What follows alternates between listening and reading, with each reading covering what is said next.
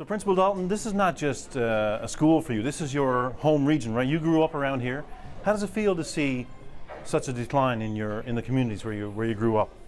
Well, you know, there's not a good feeling about it, obviously, because you're seeing so many people moving on to other places. Some come back, like I said earlier, they work seasonal, on 3 weeks, off a week, or whatever schedule that they do have. But unfortunately, we do find that a lot of our younger families, they do move away and seek employment opportunities, I guess, elsewhere. Right. And then once they establish their own families away, whatever number of children they got, they have a tendency sometimes probably to stay away. And some go for, a few years, and some may go indefinitely. So you look at it that way. So it kind of it saddens you to think that so many people are moving away, but at the same time, we realize why they have to move, and most of it is because of, seeking employment, But I suppose on a brighter note, even though that we do have a fair number of people that do go away, they do work back and forth, and we're still able to hold on to a reasonable number of children in our school, despite the fact that the enrollment has gone down considerably over the years, right? Right. I've seen a lot of changes in terms of student enrollment. Right. Do you have those conversations with students?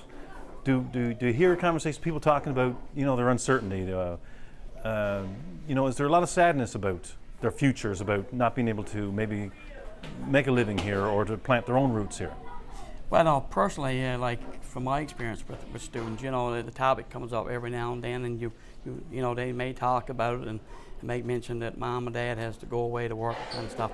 But kids are pretty resilient, I guess, and I don't really get that sense, the sadness coming out. But I think they're very aware, no doubt, of what is happening. And it's as mom and dad or whomever has to go away to work, seek employment opportunities. There's more and more people going, and it would seem that more and more are gravitating towards the larger centers. Is that hopeless? Are we just following a path towards gradual decay, and eventually, a community won't be a community anymore? Is that where we're heading? I would hope not. I don't want to look at it from that perspective, and I'm trying to be as realistic as I can be. But one thing I do know about rural Newfoundland, we've been pretty versatile and resilient in our ways over the years, and despite the fact that it's going to present some issues, going to present problems along the way for sure, and there's going to be more challenges as more and more people are moving away with a limited number of students and things like that. I think that we will rise to the occasion, and we look at smaller schools. I've taught in a lot of smaller schools, a lot of multi-aging, a lot of multi-grading. Has it been challenging? Indeed, it's been very challenging. But at the same time, while it's been challenging, it still has fostered an environment within many of our schools where we have, students, older kids sometimes, reaching out and helping other kids, the learning process.